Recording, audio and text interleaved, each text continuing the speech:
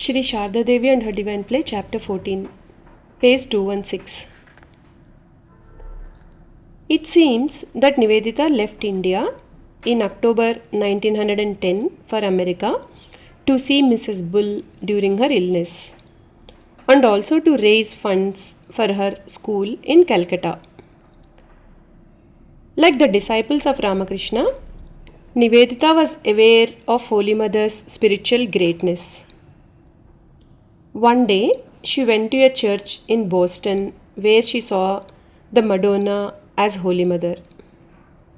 On her return home, she noted down in her diary, went to church, saw Sharda Devi as Madonna.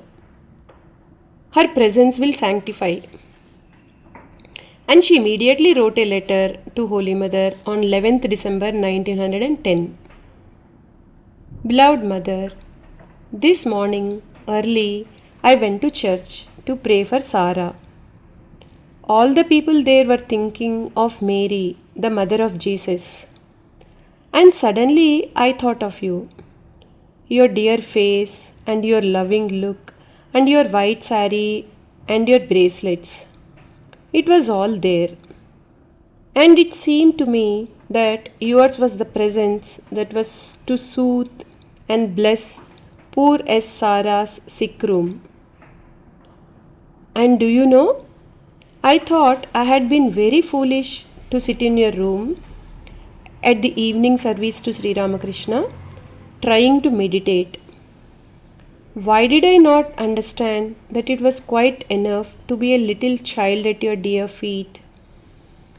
Dear Mother, you are full of love, and it is not a flushed and violent love like ours and like the world's, but a gentle peace that brings good to everyone and wishes ill to none.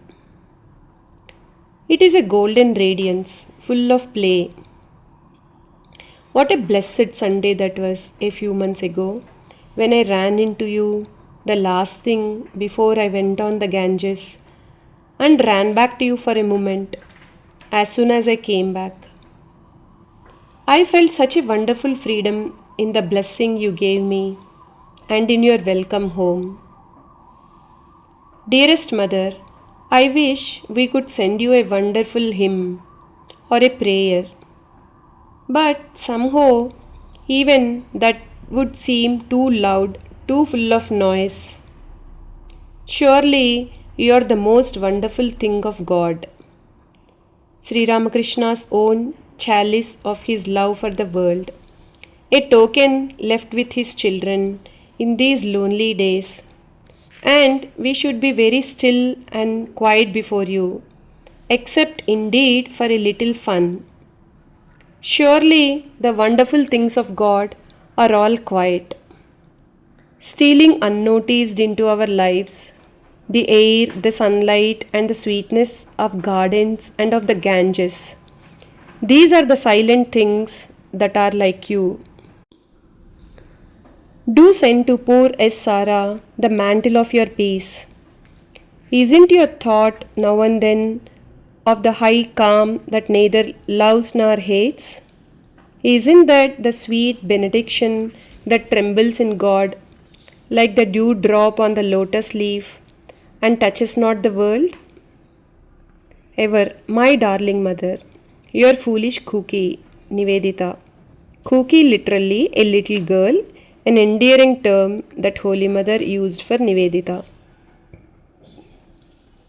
Holy Mother and Sister Nivedita. Holy Mother's relationship with Nivedita was sweet and touching, yet awe-inspiring. From the very beginning, Nivedita occupied a special place in Holy Mother's heart. During Nivedita's first visit to Holy Mother, Swamiji was a bit apprehensive. Holy Mother had been born and brought up in an Orthodox Brahmin family in a village. She was not familiar with Western etiquette, and she did not know English. How would she receive his Western disciples?